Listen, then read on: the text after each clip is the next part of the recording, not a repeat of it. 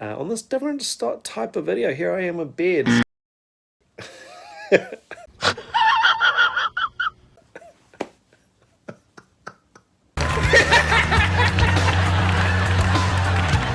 Hey, what is up YouTube? This is, I guess, the part 2 of my gear rant, or the start of what I hope to be a series of videos of things I learned at music school, at jazz school. So I'm going to call this gear, what is this word? Addendum? Really? I think I've been saying addendum. You are really dumb, for real. My whole life.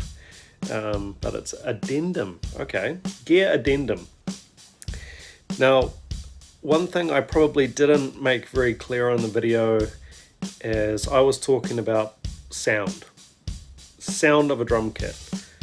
When I say drums, really I guess I'm talking about drums as opposed to cymbals, although a great player can make cymbals sound remarkably different, as my instructor did in the example that I gave from my university course.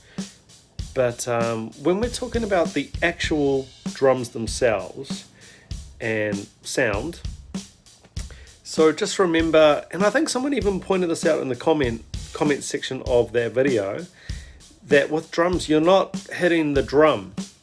Well, I guess you are if you're rim shotting or rim clicking, or for some reason actually striking the shell.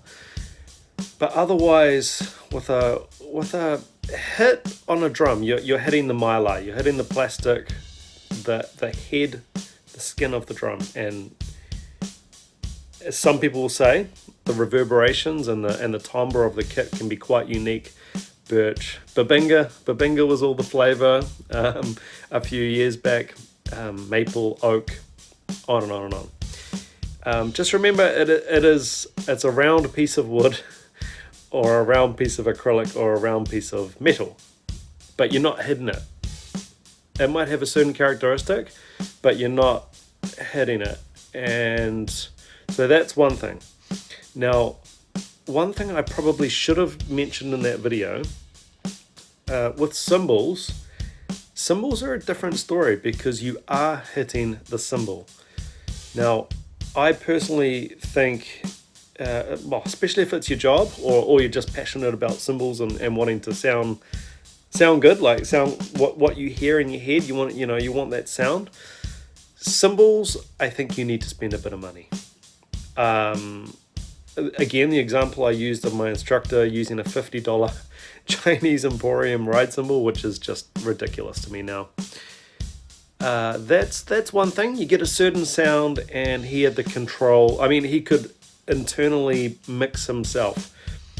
So that's another thing I'm going to be talking about, I think, in the coming weeks, is playing like you're internally mixing yourself, as if you're in your brain. You've got a little mixing disc, and you can raise the bass drum level, you can lower the snare or lower the cymbal level, but you're actually doing that organically in the moment. But yeah, coming back to my point, cymbals, you do hit the cymbals. That is stick on cymbal. So there's going to be a certain quality there. You can make it sound better depending on your grip. That's what she said. Actually having a little bit of air in your grip. That's what she said. That's my joke. Damn it, Dwight. And you can achieve quite a different sound there. Types of sticks, maple, hickory, whatever.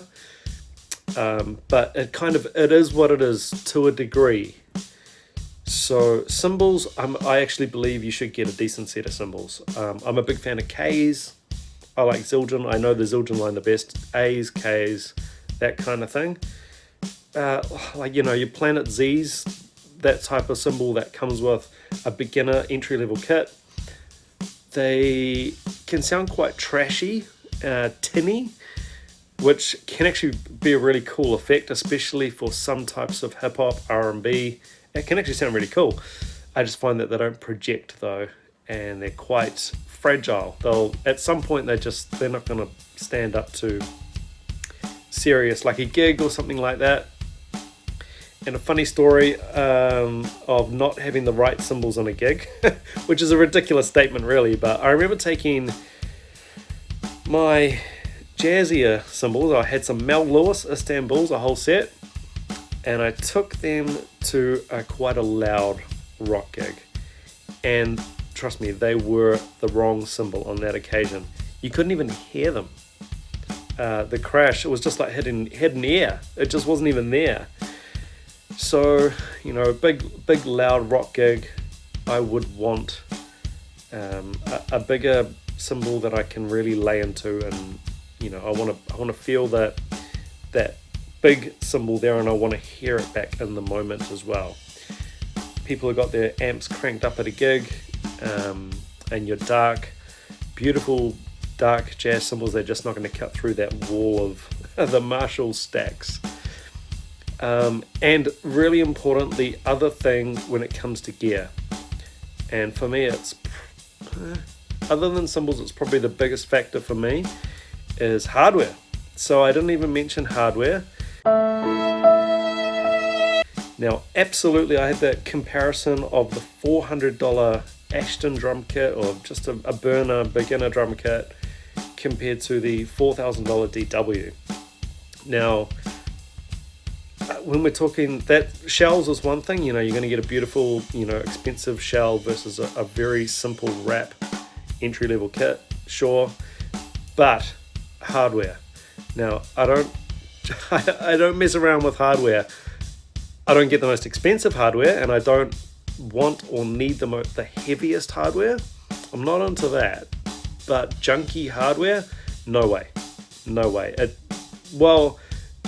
Again, it just tools for the trade. It doesn't actually do the job. So if I've got poor kick pedal, or kick pedal's probably the biggest of them all, that needs to be responsive, and you need to be able to trust it.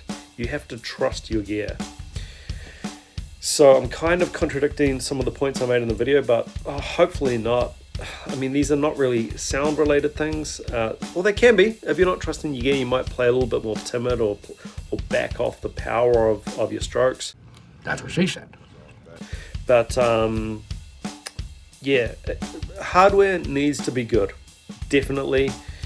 And I've had enough gigs, you know, playing other people's kits or backline or whatever, where the hardware was just not what I would want it to be, and it's really tough. You know, you only need your kick drum to be sliding around the floor one time, and you're gonna say, that is never happening. That is never going to happen again.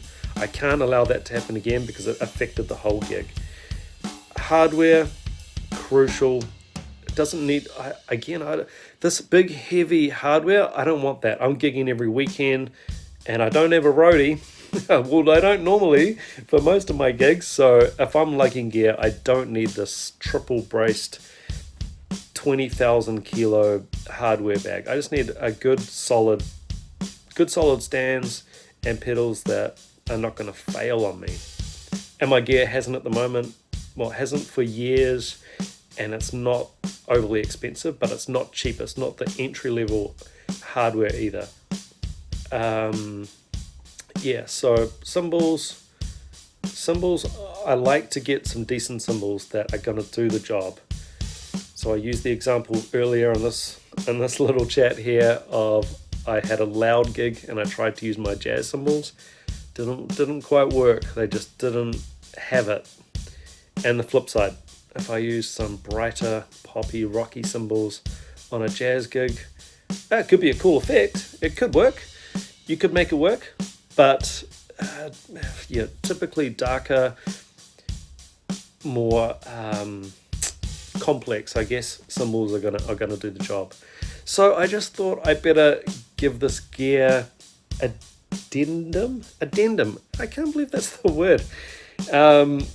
Yeah, just to try and clarify a few points. And again, there's nothing to say that everything I've said in this video or the previous one are 100% correct.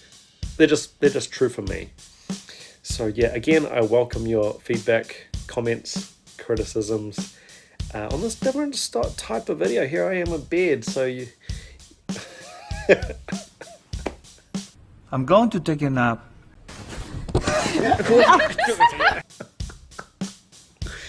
Hey, thanks again for watching, and I will see you on the next video, which will not be of me talking to you on my phone in bed. I promise. Ciao for now.